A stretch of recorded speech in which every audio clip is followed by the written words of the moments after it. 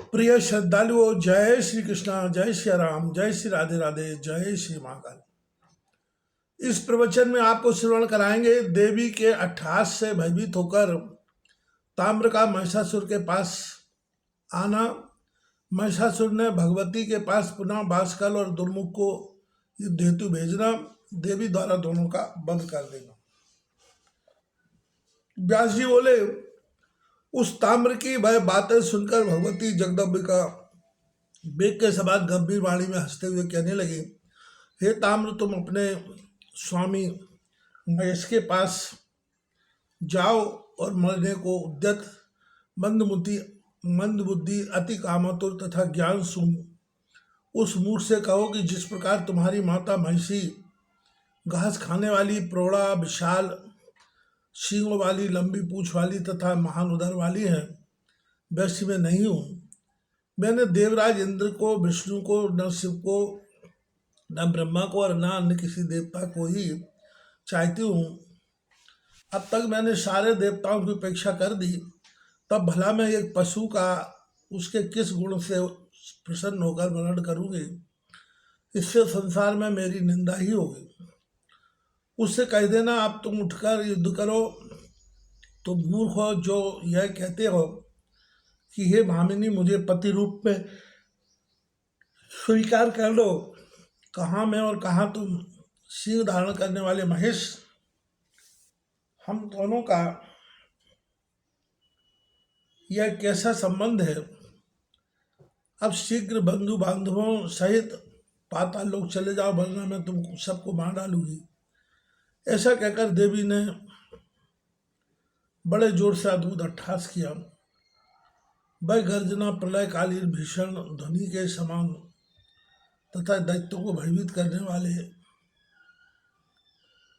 वाला था।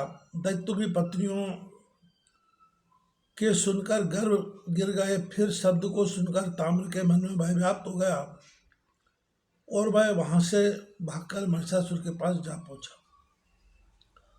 ताम्र को वापस आया हुआ देखकर महिषासुर को विस्मय हुआ और अत्यंत क्रोधित होकर दानवेंद्र महेश से बाष्कल और दुर्मुख को देवी जगदम्बा को बलपूर्वक पकड़कर लाने की आज्ञा दी। महाबाहु बाष्कल और दुर्मुख महाना सम्रांगण की ओर चल पड़े। इसके बाद वे दोनों मदोन्मत्त दानव सागर भूमि में पहुंचकर मेघ गर्जन के समान वाणी में देवी से कहने लगे, हे देवी, जिन महान महिषासुर ने सभी देवताओं पर विजय प्राप्त कर ली है, वे एकांत में आपसे मिलने के लिए आएंगे।